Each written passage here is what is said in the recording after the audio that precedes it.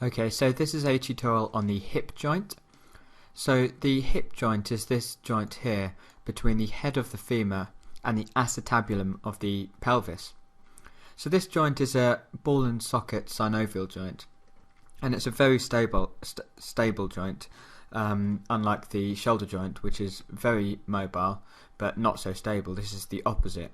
So it's very stable and not quite as mobile as the glenohumeral joint of the shoulder. So there's several movements which occur at this joint. We've got abduction and adduction.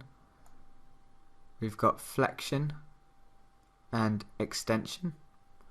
And we've also got medial rotation and lateral rotation. And flexion, extension, abduction and adduction can be combined movements to produce circumduction. So there's several movements of this joint. So we'll just take a look at the articular surfaces of this joint, and then we'll take a look at some of the ligaments and that sort of thing. So I'll just remove the femur temporarily, so we can just take a look at the acetabulum. So you can see the acetabulum here, and it's this circular depression in the pelvis, and there are two parts to this. You've got an articular part and a non-articular part. So you can see that there's a depression right in the center of the acetabulum, and this is called the acetabular fossa, and this part is non-articular. So just surrounding it, you can see there's this crescent-shaped sort of surface, and this is called the lunate surface.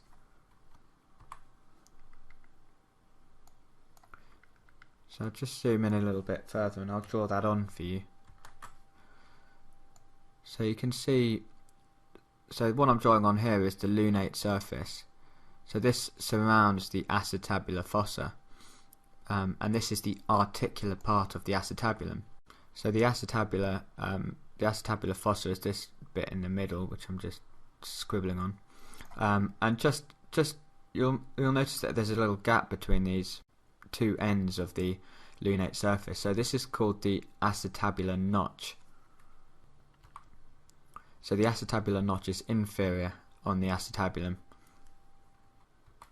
So you've got the two parts of the acetabulum. We've got the articular part, the lunate surface, which is crescent shaped and surrounds the margins of the acetabulum, and you've got the acetabular fossa, which is the non-articular bit, the depression in the center of the acetabulum.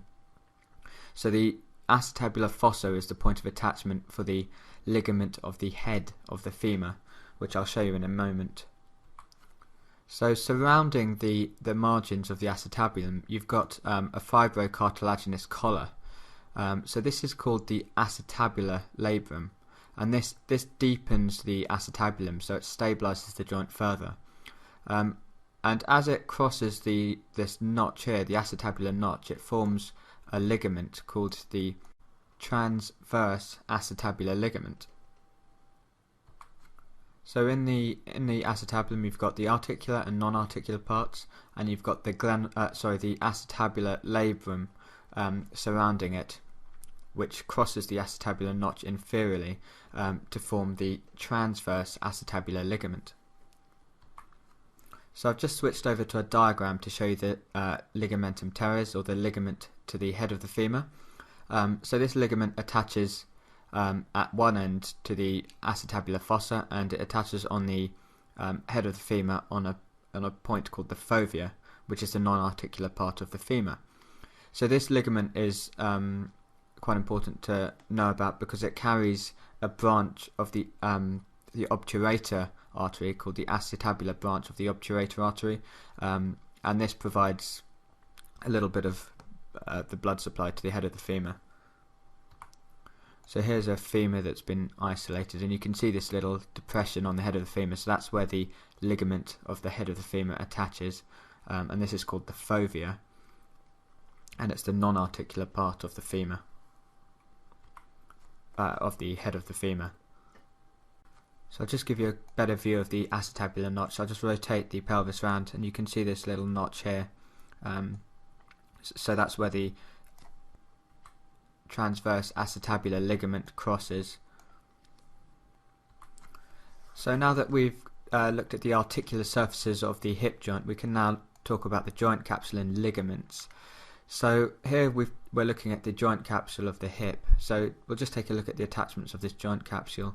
So you can see it attaches on the margins of the acetabulum, and then it attaches to the transverse ligament which lies over the acetabular notch, and it also blends with the obturator membrane. Sorry, the sort of border margin of the obturator foramen, which is this big hole here. And then laterally it attaches on this line here between the greater and lesser trochanter. So this is the intertrochanteric line, and if I rotate the model around, you can see at the back its attachment. So it attaches just a bit proximal to the intertrochanteric crest. So that's the attachments of the joint capsule, and it's really important to know the attachments of the joint capsule because the main blood supply to the head of the femur comes from vessels that travel underneath the capsule along the neck. So if you remember, I talked about the blood supply that comes directly into the head by the ligamentum teres, or the ligament to the head of the femur, but that's not a big amount of blood supply. So the main blood supply is through these vessels which come underneath the joint capsule, up the neck. So this is important because if a fracture of the neck of the femur is intracapsular, so within the boundaries of these attachments, then the blood supply to the head of the femur can be compromised, and you can get avascular necrosis, which just means death of the tissue because of a poor blood supply or disrupted blood supply. So if a fracture occurs outside the boundaries of this joint capsule, so extracapsular, then it's unlikely that the blood supply will be compromised. So you've got three ligaments which reinforce this joint capsule. You've got the iliofemoral ligament, the pubofemoral ligament, and the ischiofemoral ligament. So the iliofemoral ligament is this ligament here, and this attaches just between the anterior inferior iliac spine and the sort of margin of the acetabulum. So you can see the anterior inferior iliac spine here and the attachment of the iliofemoral ligament, and it's got this kind of Y shape. So you can see this, I'll just isolate it. So you can see this Y shape of the iliofemoral ligament, and it attaches on this intertrochanteric line. And then we've got the pubofemoral ligament.